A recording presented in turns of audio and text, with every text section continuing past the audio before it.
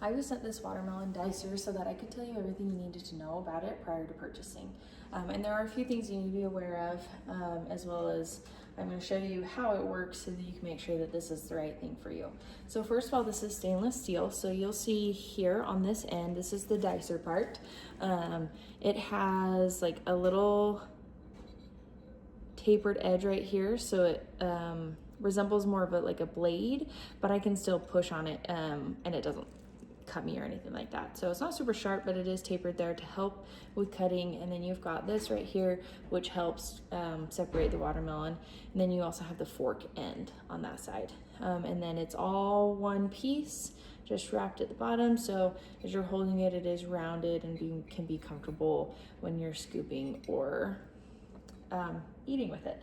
So first of all, I've got this watermelon cut. There's a few ways you can go about this, but I wanted to kind of show an example and a real life scenario so that you can see what this tool actually does. The person who goes to the store and buys this watermelon is very different from me, who comes home and has to cut the watermelon. It's a great idea when you're at the store, and then I get here and I'm just like dreading it.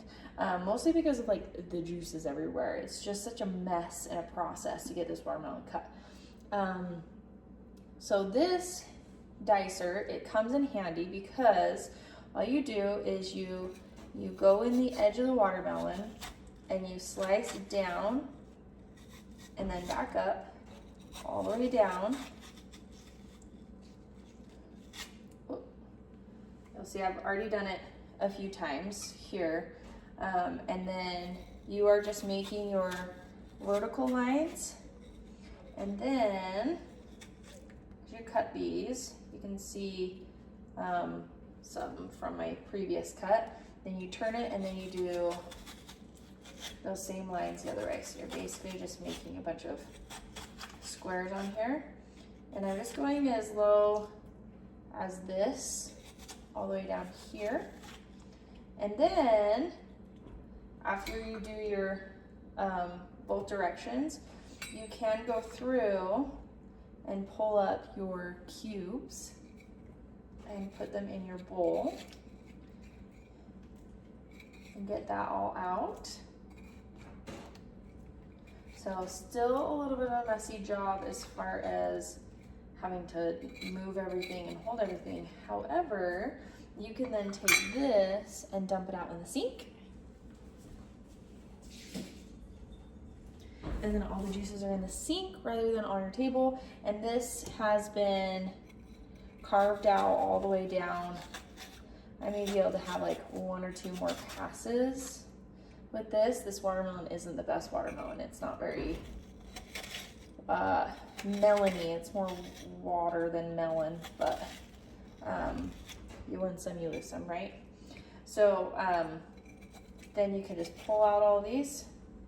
And then, as I mentioned, and put them in your bowl. I'm gonna leave these in here because they are, like I mentioned, this isn't the best watermelon.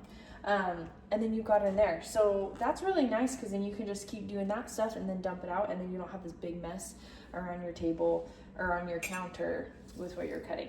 I also kept a slice of this watermelon here to show you that if you don't want to keep doing it out of the bowl and you want it to be more like clean and precise, like say depth-wise, then you can slice it in a single slice, or maybe you want it to be more like sticks, I guess, rather than cubes. Once it gets onto the edge, sometimes it gets a little bit of resistance. You can have like a full slice here, or you can go through again, and you can still do that when it's in the watermelon as well, rather than a slice.